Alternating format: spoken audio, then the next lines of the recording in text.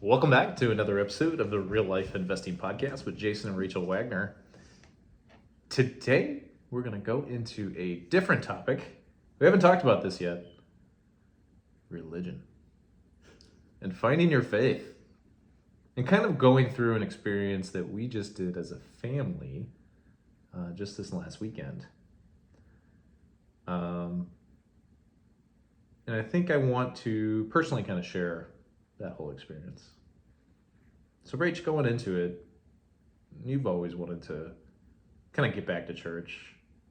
Maybe kind of explain where you've been on your whole faith journey and kind of where us as a family kind of stood prior to this last weekend. Okay. Well, for the most part, I grew up Catholic, but never really felt a connection to the Catholic Church. And prior to getting confirmed in 8th grade, told my mom, I really don't want to do this. I don't feel the connection. And she honored that. And so really from there, I didn't go to church anymore after 8th grade. And you kind of had a similar Yeah, very much so. Yeah, very much so. Which is kind of interesting. Mm-hmm. But then, grew into adulthood. Never attended church, high school, even really college. A couple services at Augustana, which was a Lutheran college. I even went to a Catholic school for my master's, also didn't attend church. And then after we got married, I just had an interest in returning to church. I knew I didn't want to go back to the Catholic Church, but I wanted to find a faith community.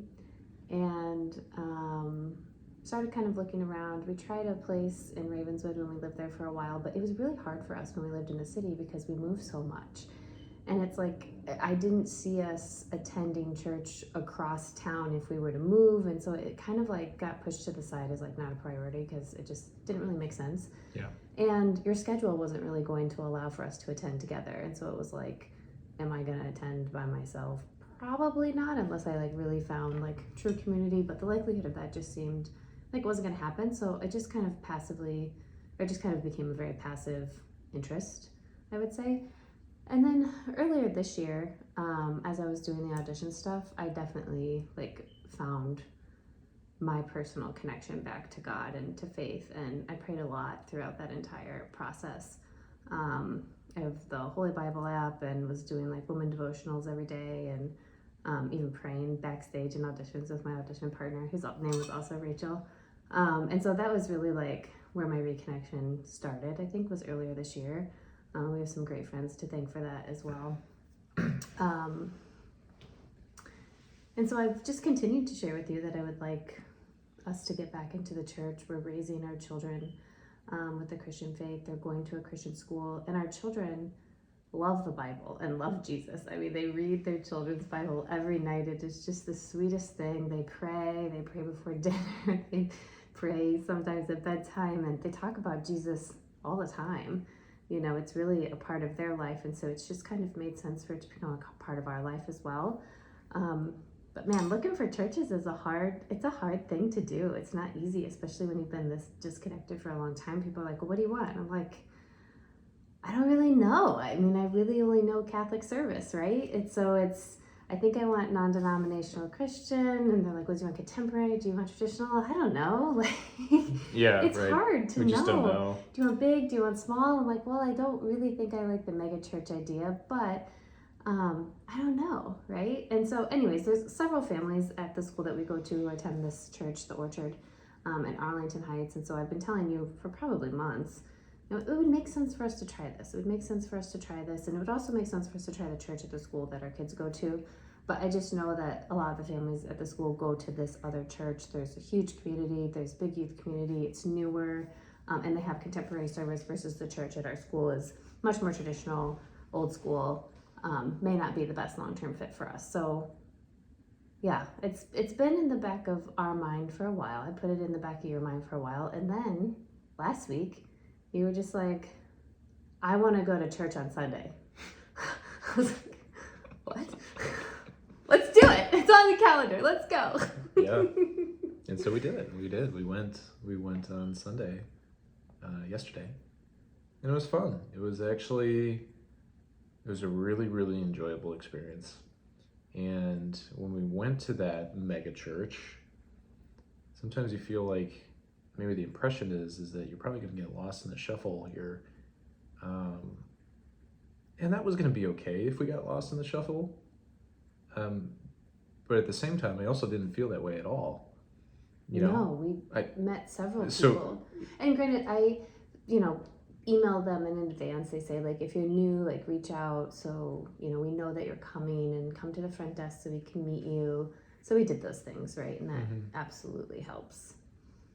yeah, yeah, yeah. I think as I'm kind of thinking about this a little bit deeper right now, I think what you hit on really was that I think our kids are a really big play into me wanting to start being open to being curious again. And I think that's a thing, is you have to want to be curious. I feel like that's a thing for any subject. And to me, it seemed like this was something that was really missing out of our whole, life, is that, we got the business, we have the family, things are going well, we feel pretty confident in, you know, kind of our own personal stuff. We've kind of grown personally, just because we made it through the pandemic. We kind of went against the grain. We've gotten to be a little bit more outspoken, and just having some confidence in that. And I think that, that's a growth journey. And I feel like the missing layer here was, what was driving us to do all that. Well, I think a lot of it was from within. It was just you're an entrepreneur, you were in real estate, and like you're a business owner, and so you drive to accomplish these things. But there's and I'll never forget this. I think it was Amanda Lee who said, well, Jason, where does that drive come from? And I was like, well, it's me. And what she was actually trying to teach me at the time was that no, I wasn't. There's a more powerful force that is helping you with all that. And so I think I was just like, dude, I'm missing a big core element here. And how come I recognize some of my other friends that are really into their churches, and they do a lot of, they just spend a lot of time there, and they meet some really great people. And I'm like, man, why aren't we doing that? And I feel like now that we've actually, going back to your point of, it's really hard to go to a church if you're just going to be renting, and if you're just going to like moving all the time, which I get. And so we don't have that excuse anymore, right? So I think a lot of it really kind of stemmed from, one, it was my kids seeing their excitement around Jesus and God and just learning all that stuff. And it's just so cute, man. It's just so cute when they practice prayer at dinner time. It's like the cutest thing in the world. And, you want to help support them on that. So yeah, so I'm really glad we did that. It was really enlightening. And prior to us actually going, I had posted on social media. I said, you know what? I'm going to go take my family to church this Sunday. And here's one thing that I never ever expected. I probably got like 10 messages from different people saying, wow, man, I'm so happy for you. Like, I'm really excited for you and your family to go do that. And it was just different people, sharing insight into their own faith journey, into, how to identify, potential candidates for churches. And then just others just sharing, that they were excited.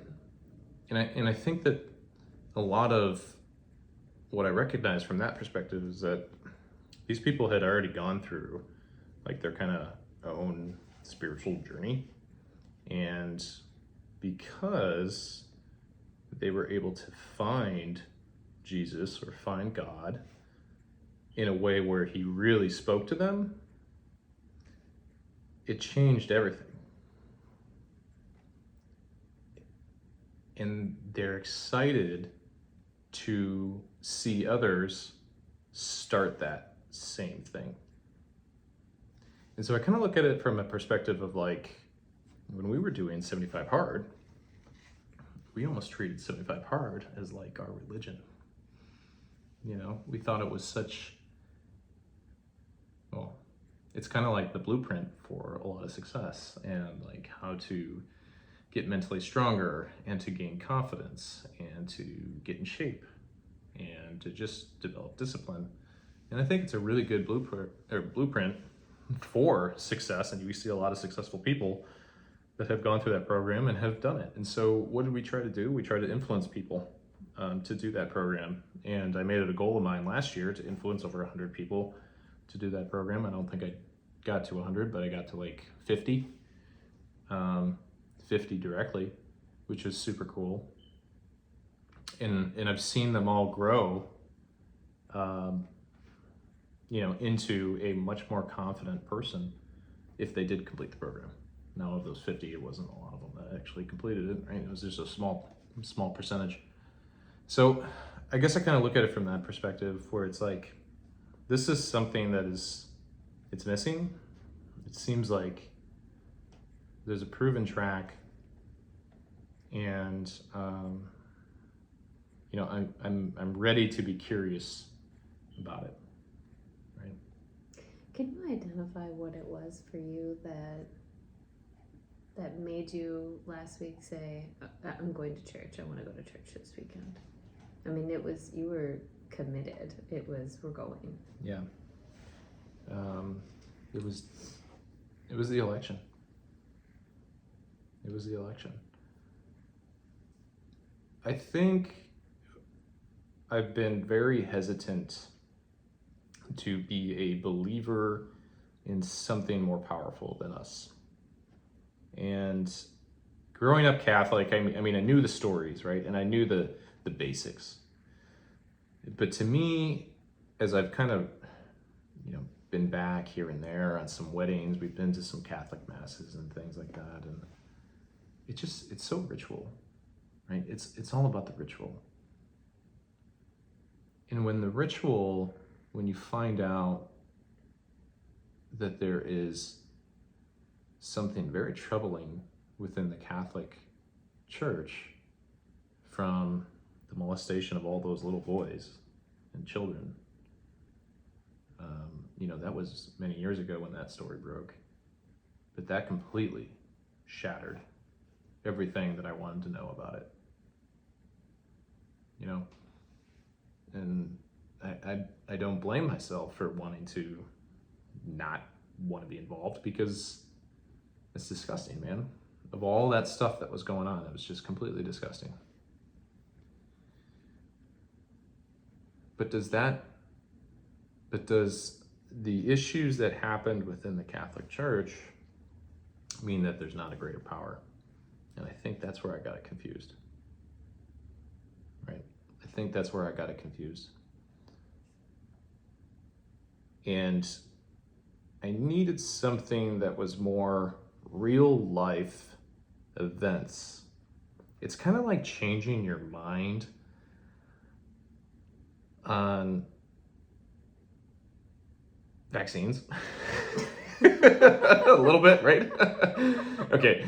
Hear me out here, right? Because you kind of need something concrete to make you say, I am not going to do that thing, right? Or I am not going to believe what you told me. Okay, the government told us the vaccine was safe and effective and you have to get it. Otherwise, you're going to get canned, right? And there's a small percentage of people that actually were able to withstand that and say no. It's because we found out other information. And it's like we needed some real life evidence here to kind of prove that what we've always thought had been wrong. Or I'm kind of like confusing myself a little bit, but you know what I'm kind of going after. Like, I need something very concrete to show me that God is real, Jesus is real, and the power is there. And I think I saw that with Donald Trump. It's fucking nuts to say, but it's really not. Because we all saw it on TV. This man was up on stage talking to a crowd at a rally, and there's a shooter that fired, how many shots? 5 shots or something? And Trump turned his head at the very last second, millisecond, to avoid that bullet from blowing his head off. Yeah, and that is wild. Like the details of that are wild because I remember them talking to the people backstage and how, oh, he was going off script. He wasn't going off his teleprompter anymore. And he was asking them to pull up this chart that he normally pulls up later in his speeches. And so it wasn't even something, that he typically did in his speech. He just decided he was going to talk about the chart right away. And he's like, where's that chart? Where's that chart? I'll pull that up. Oh, there it is, and when you think about like the things that had to have occurred in order for him to get that head turn right at that millisecond, it does feel very like divine intervention. Total. I mean, there's no other explanation. There's no explanation. And when you see something like that happen in front of your eyes, to me, that was unspeakable. I mean, that's just, we were milliseconds away from being in a completely different state. And in my opinion, God is the one that spared his life that day. Because Donald Trump is the one that is supposed to lead our nation into a different direction. And so he was spared.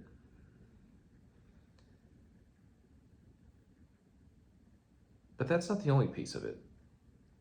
Because that's when I was like, oh, damn, we just saw that. And yeah, that's God for sure. But then we got the election results. And it's not only sparing someone's life, but it's also changing of the minds of millions of people. Just 4 years ago, we voted to get rid of Donald Trump. Just 4 years ago, we wanted to go with the left. We wanted this man out of our lives. And now he just won in an overwhelmingly fashion. And it's because the minds of millions of people have changed.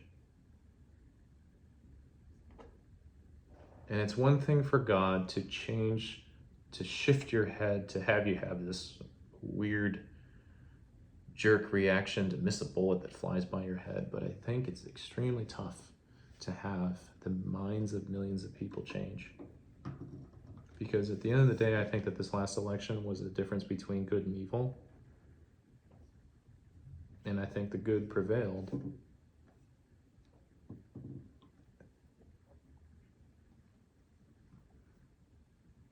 And to me, I think that if you're missing out on an opportunity to go explore, you have been presented with these two pieces, I'll call them these two world events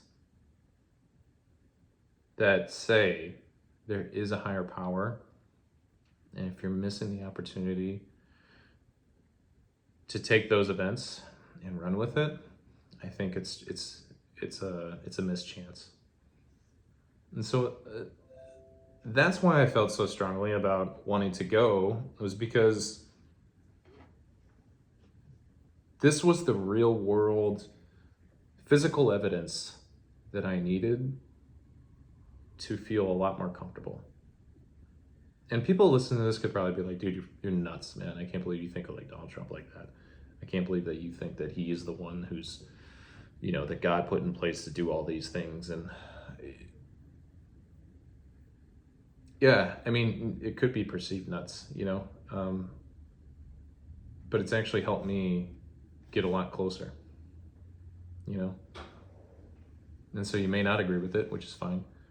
But it's actually helped me a lot, just to get past the previous, there is no really higher power. There's really nothing there. It's just logic, right? And I've always just been such a logic driven person. But here's the funny thing is that to me, these two events are very logical. And it's led me to a logical explanation of like, yeah, no, there is a higher power because we just saw it. So. What was it like being in a church service? I mean, really for the first time, and I mean, at least aside from weddings, at least 6 years. It was. I mean, it was very emotional for me. First off, I've never really been to a contemporary. Well, how would you call this? Christian. Yeah, contemporary Christian service, where there's a live band and they're singing these holy songs, which I've never heard before. But just that, I looked around the room and like you just kind of look at the passion of everybody that's there, and I don't know if they've heard these songs before, but they, it's like karaoke a little bit. They had the lyrics up on the screen so you could sing along, and what stood out to me mostly was that, boy, there's a lot of people that are really just really into this. And I thought that was really cool. To me, I think those emotional, like, holy songs, as well, I'll call them, they were able to help, like, tap into another level of me where I actually saw flashes of the people that were previously in my life, that kind of leaned on the side of God. And one of them was my grandfather, passed away many years ago. And I remember when I was maybe like, I don't know how old I was when he died. I guess you were around, right? So 20, maybe like 23 or so, 24. How old you were? Yeah. I remember one of our last conversations before he passed away. He had asked me if I believed in God, and I said, honestly, Grandpa, I'm having a hard time with that. And he's like, that's okay. He's like, chances are is that once you get older, you're going to start being a believer. And I thought he meant like his age, into his 90s. 90s? Yeah. But no, it was only, it only took into my 30s here, 35. And so I reflected on that. And then, I had a godfather who he was blind his entire life, from a boating accident, and at least the entire life that I knew him. Previously to his boating accident, from my understanding is that he was a pretty sharp guy, and he was fit. He could work with his hands. He was really smart. He could do a lot of things.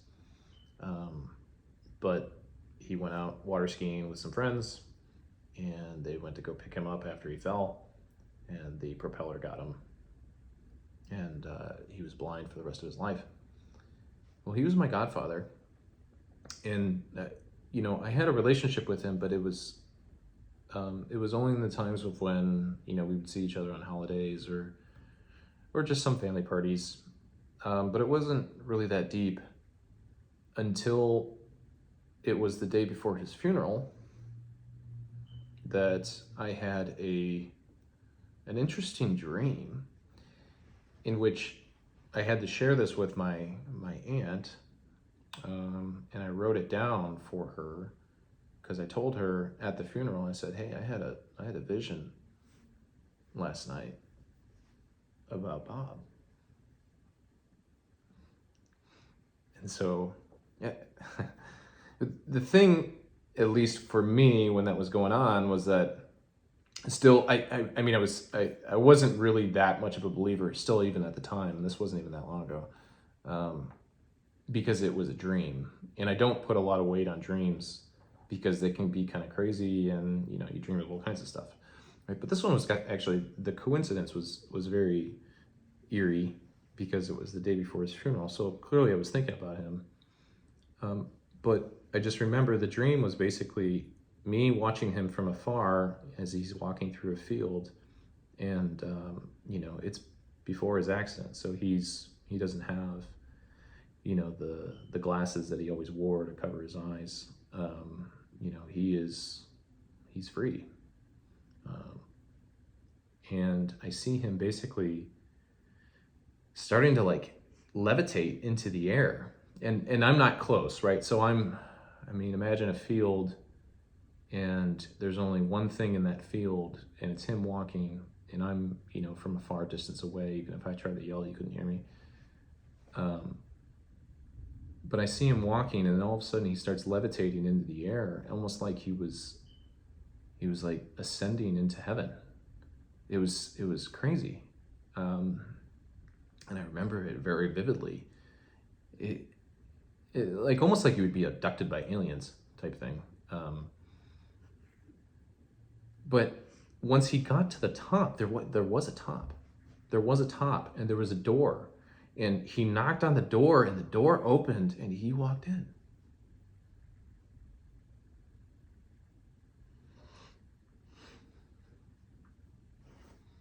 So,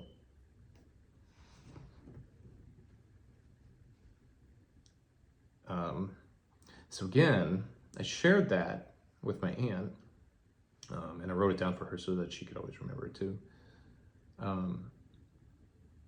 But again, I didn't put a lot of weight on dreams because I needed something more like physically concrete to say that this is real.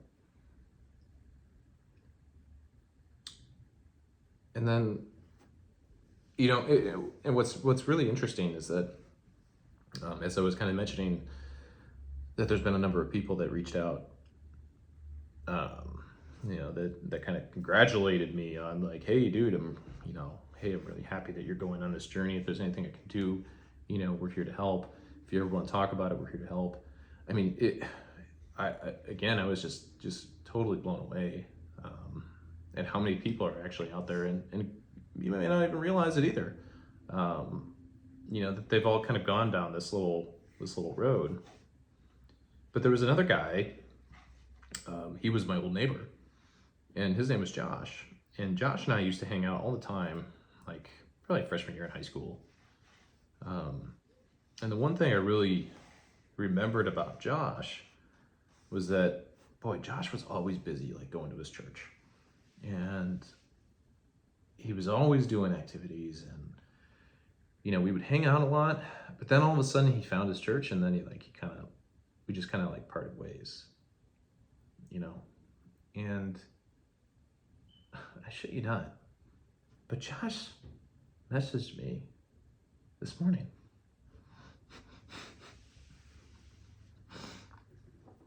I haven't talked to this guy since I was in high school, and he messaged me this morning, and he said, "Dude, I'm so happy for you."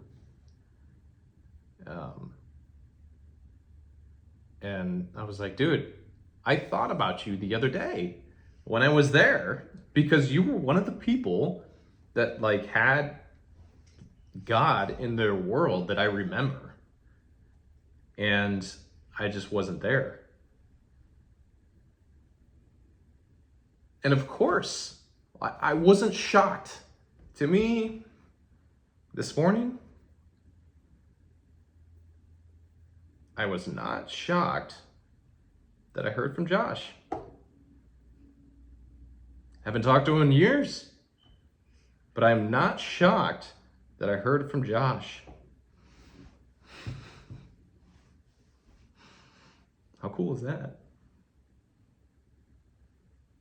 Yeah, that's pretty wild timing.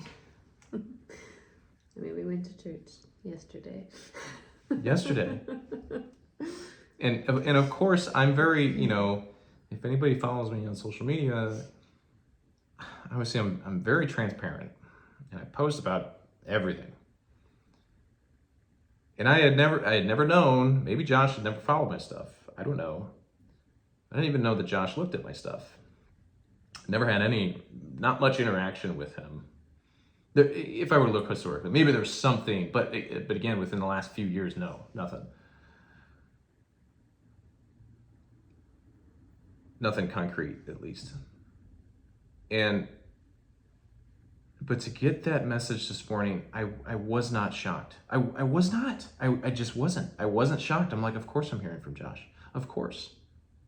Because Josh at 14, he said he turned to God, and he said he found him then. And he's lived by it ever since. And,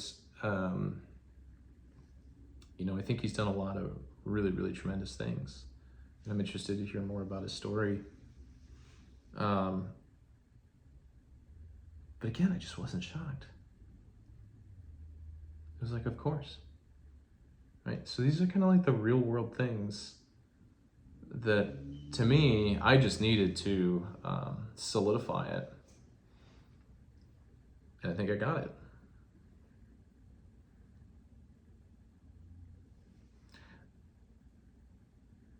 I think it's also interesting that, I made the comment that this was an election between good and evil.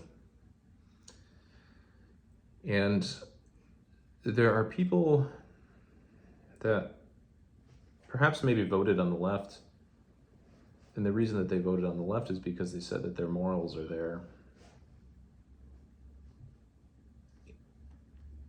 And sometimes I actually question the morals.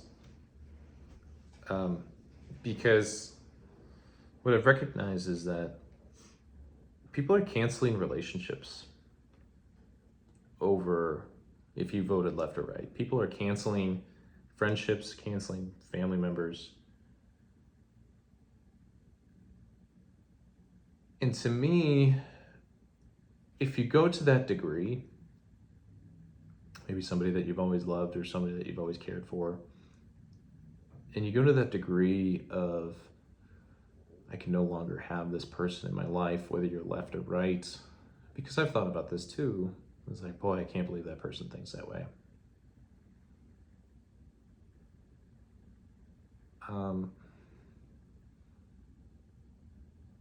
I feel like we've lost really the morality in things. And we need to return to some type of faith-based. We need to have faith in our life, because I think that there's a lot of people, I think if you were to ask our generation and the younger generation, and perhaps even our parents, are they faith-based? I bet you that there's a big percentage that have probably declined over the last 10, 20 years or whatever. And I feel like we're missing this piece. Because my big takeaway the other day was they actually made the message very relatable to the political environment. And one thing he said was, it's really hard to dislike somebody if you pray for them.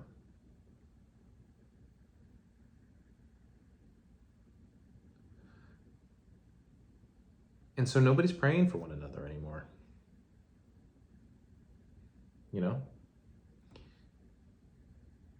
And I think it's because potentially we've lost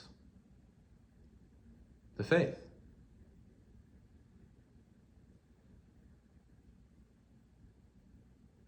And if we can bring back our faith, we can mend and we can heal. And we can see each other for our differences and come back to an alignment, which I think is really, really important for us at this moment in time. And so I'm recognizing that it's almost like a calling, a call to action for people to go rediscover your faith so that we all can heal.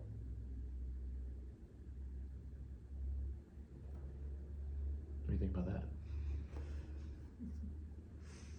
There's a lot there. I think there's a lot to be said about the decline of Christian faith over our parents and our generation. And I think the example that you gave at the beginning with the Catholic priests, I think really had a big impact on people. And then just the corruption and hiding of things that existed, it just kind of showed the level of power that they had. And so I think that was a really big thing that turned a lot of people away. And I think, similar to how I was saying, you don't really know where to start when you're looking, is I think people just kind of felt a little lost on where to go next. And I think over time that has impacted our values as a people and as a nation. And I too agree that much of this election, not all, but much of this election was choosing between good and evil. And I think for some of our viewers that isn't going to hit quite right with them. I think that may sound a little offensive, and I can understand that. But I think when we look at the biggest things that we were voting against, we were voting against them rooted in faith, as it relates to children, life, your body as a temple, and just kind of honoring God. And I think the disconnect has shifted into I don't know exactly how I want to. It's like I think the people who did vote on the left also believe that they did so on the basis of morals, like you said. And I think many people on the right also did so on the basis of morals. And it's like how it's presented and how it's sold is kind of disguised.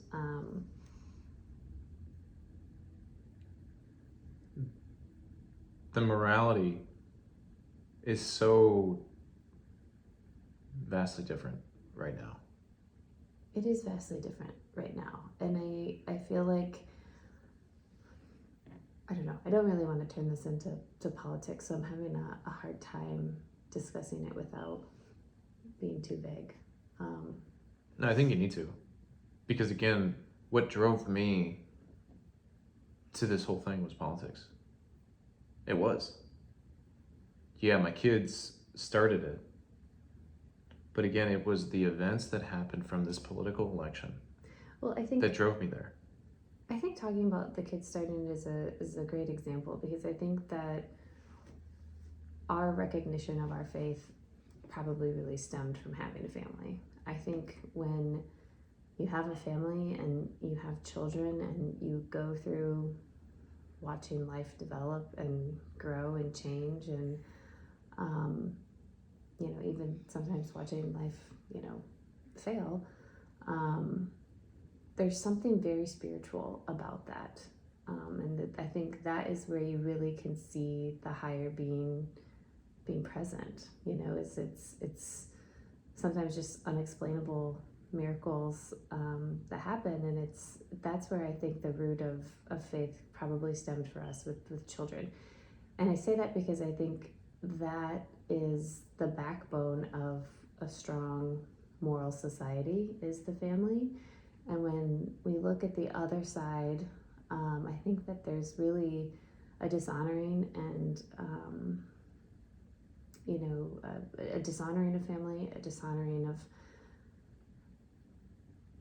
children, and kind of breaking down and tearing down the family structure. And I think over time we're starting to see that impact. We've got a lot of children who are unhappy, a lot of children who are struggling with mental illness, a lot of children who feel very lost, people who are struggling. And it's like, it's not to, demonize those who have a non-traditional household. I grew up in a non-traditional household. My parents got divorced and both got remarried, right? It's not that it's demonizing that. It's that you still want to value the traditional household. And I think the other side of things is trying to do the opposite of that. It's trying to normalize everything but that. And I think there's a lot of moral decay that exists when a society is made up of the non-traditional household, if that makes sense. I think that makes a lot of sense, honestly. I think that was really well put. Yeah, it's hard to say because I feel like I will, people will be really offended by that. And I'm not trying to say that in an offensive way, and it's not to invalidate any one person's situation, because like I said, I came from divorced parents who I believe should have gotten divorced. And both got remarried. But I think having lived through that, I recognize in myself and in my siblings the amount of trauma that exists from that and the generational impact that can have. I recognize it in my parenting. And so I have said to you so many times, I never want us to get to the point of needing a divorce, because I think it is impactful to everybody in that experience. And then, to kind of take it even a step further, I think the harsher things that we are voting against this time around was with regards to children.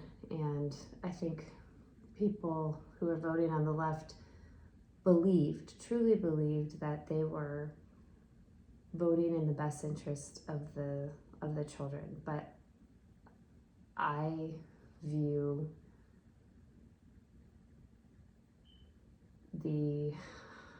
I'm talking about the transgender stuff, I'll just say it because I'm like tiptoeing around it, I feel like. But I feel very, very strongly against providing children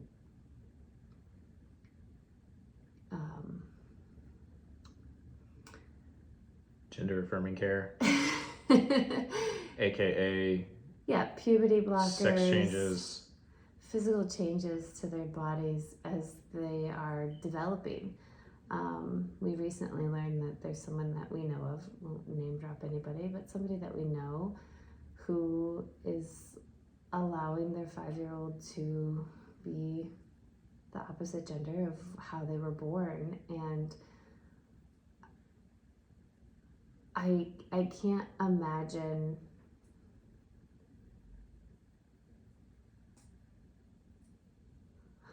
I'm struggling to talk about this.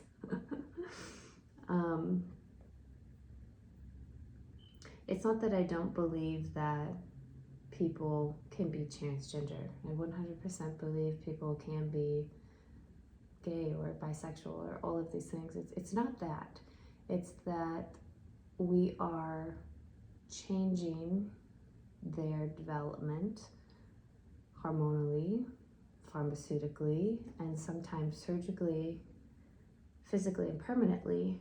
And when you listen to the stories of the people who grew up, got through puberty, got through high school, got through what is likely the hardest years of their lives, and they get up there and they're like, wow, this is not who I am. This is not who I want to be. I'm not happier from this affirming care. In fact, I was just gay, but I couldn't verbalize to the adults who thought they were doing the right thing for me exactly how I felt, and they misinterpreted it. And now I can never have children, and I've got all these issues that I can never correct, and now I'm suicidal.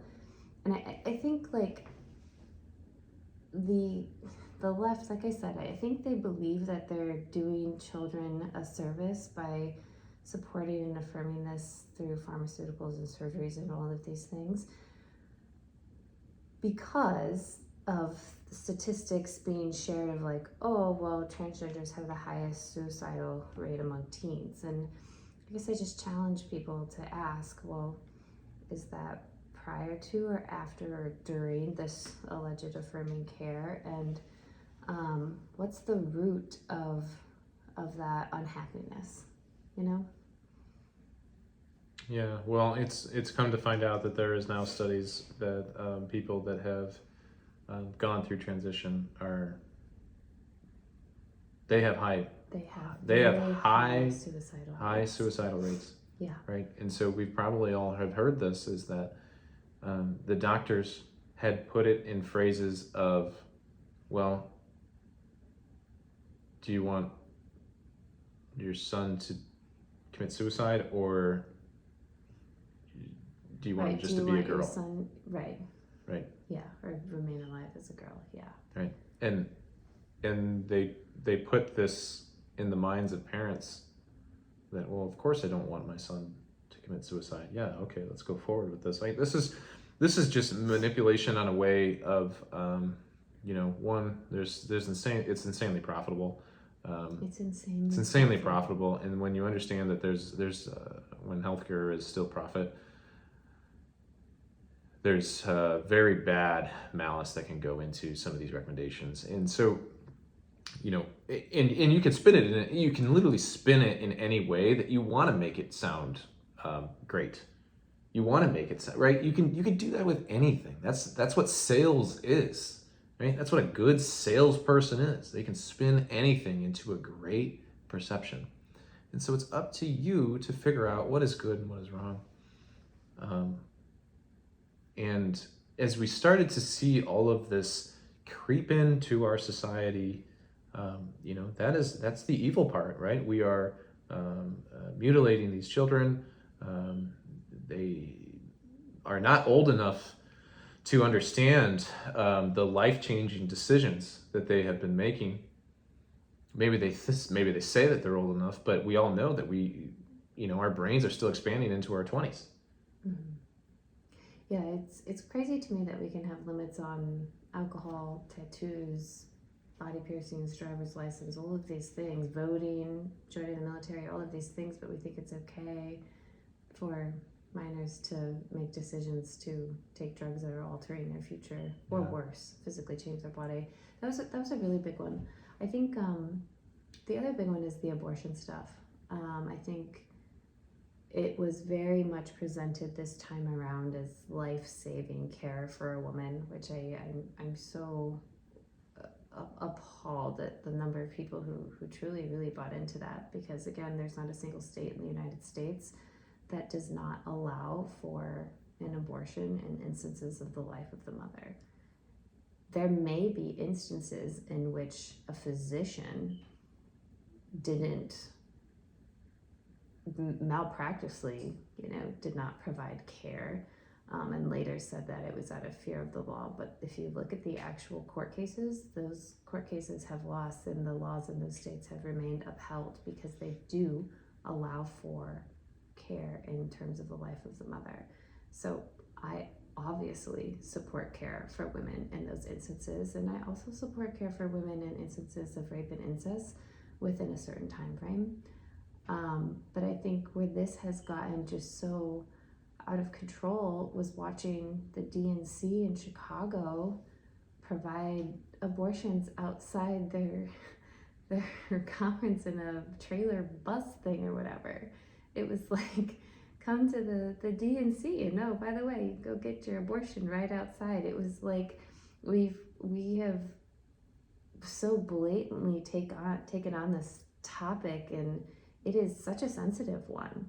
It's and again, I truly believe most of America aligns in this, but we've somehow like gotten to this point where we've got people, this is far extremes, but people chanting and bragging about the number of abortions they're having, and we have states where it's allowed to have this performed in a completely viable, healthy pregnancy up until the end. this has happened. And the fact that that side is devaluing life that much was a huge major turnoff, and it's a big reason of why I think it was a Yeah, but decision between good and evil. they lie and tell you that that's not true. It is true. No, it's not. They tell you that. They tell you it's not true. Yeah. So what do we do? Right? Is that pure evil that is blatantly lying to you and telling you that these things are not actually true when they are? Well, they lied to us a lot. Yeah. They lied a lot. And that's the hard part, right? That's the hard part. And so there were so many instances when you start to think about this election cycle and what were the major issues that we were talking about. Boy, man, this is an opportunity for so many people in this country to go back to faith and to find their faith and to be around people that are actively searching it too. Because I think that a lot of us are at the same level. Been absent for a while, been absent for a long time. And there's others that have been on this journey that can be the leaders and like the trailblazers for some of us that are kind of coming up here. I just think that this is such an important opportunity for the vast majority of America and people to return to faith because of some of the things that we just experienced.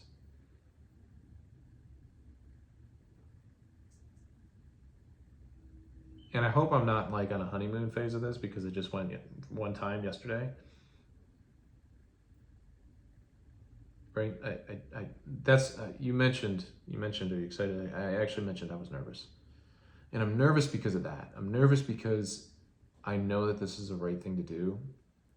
I just don't want to get into it and then all of a sudden, it falls off type thing. Or like, I'm hoping that I continue to find as we go. I hope that I can continue to find kind of these gracious moments that happen to keep me wanting to come back,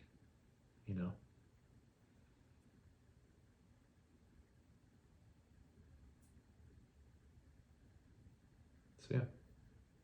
Well, I think, as you said, the number of people who reached out to you just by telling you that you are saying that you wanted to go, now experiencing the number of people who've reached out afterwards. We met several people at the service, and I haven't even shared with you yet that there were 2 moms who came up to me today saying, I heard you went to the Orchard this weekend and wanting to talk to me about the experience and really? help us find cool. a life group. Yeah, I think it will be hard to not keep going.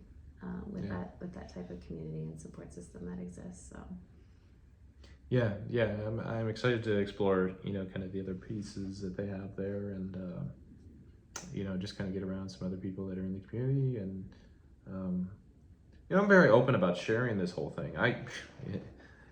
I will tell you, if I meet you for the first time and you ask why I'm here, I will say it is because of the election. It 100% is, and if that offends you, that's okay. But you know what? I'm here to deepen my relationship with a faith, and and hopefully that doesn't offend anybody, because I think we all have different reasons on why we got somewhere, and I am going to use this as a crutch because of the things that I laid out, which is very concrete evidence. And that's the concrete evidence that I needed for me as the numbers guy, me as the analytical type person. I need to be convinced through some sort of data set that shows me that this is true. And I think, again, we've seen it. I've seen it.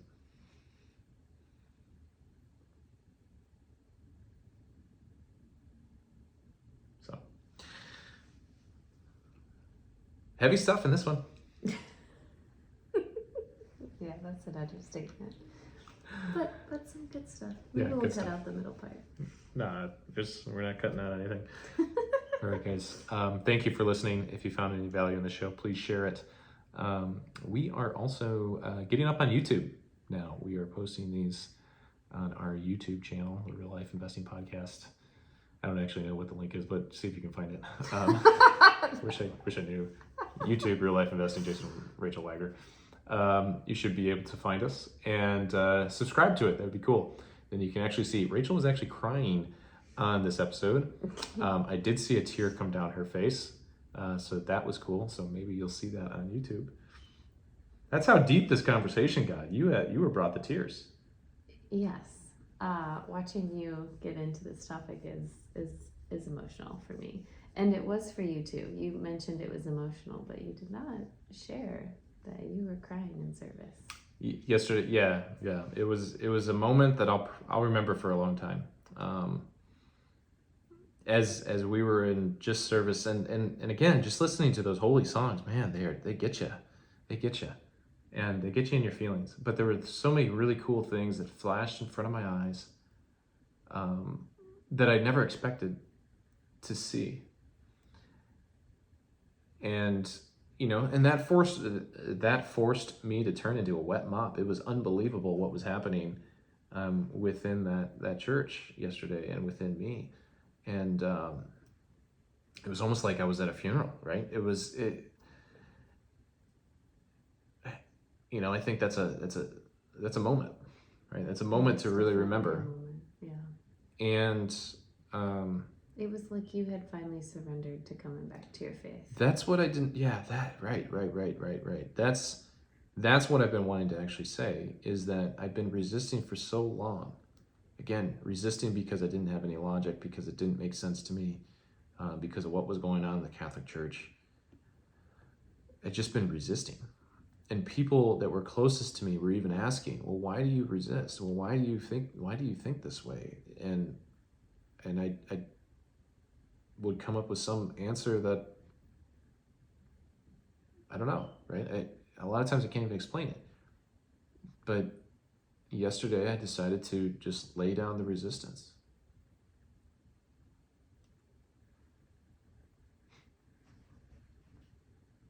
I'm very proud of you. Oh, thank you. Yeah. So I think that's my biggest takeaway. What's your biggest takeaway? I think as I was listening to you share like some details of the whole journey, I think everyone has their own time of when they're going to feel the connection. The faith, I don't think, is something that should really be forced. I think I'm grateful as I look back over our marriage that I didn't push you too hard, because I think had I been someone who was forcing you to go to church all these years, I don't know that you would have found this moment and now this true desire to want to reconnect with faith and be a part of a church community. So I think just recognizing that the journey and the path is different for everybody. And like your grandpa said, he had I don't remember that story, but it sounds like he had confidence in saying, yeah, you'll find it when you get older. Just knowing that you would be on a path that would lead you there. Yeah, he was definitely right. That's awesome. All right. Well, thanks again for listening. And if you found any value in the show, please share it. And we will catch you on the next episode.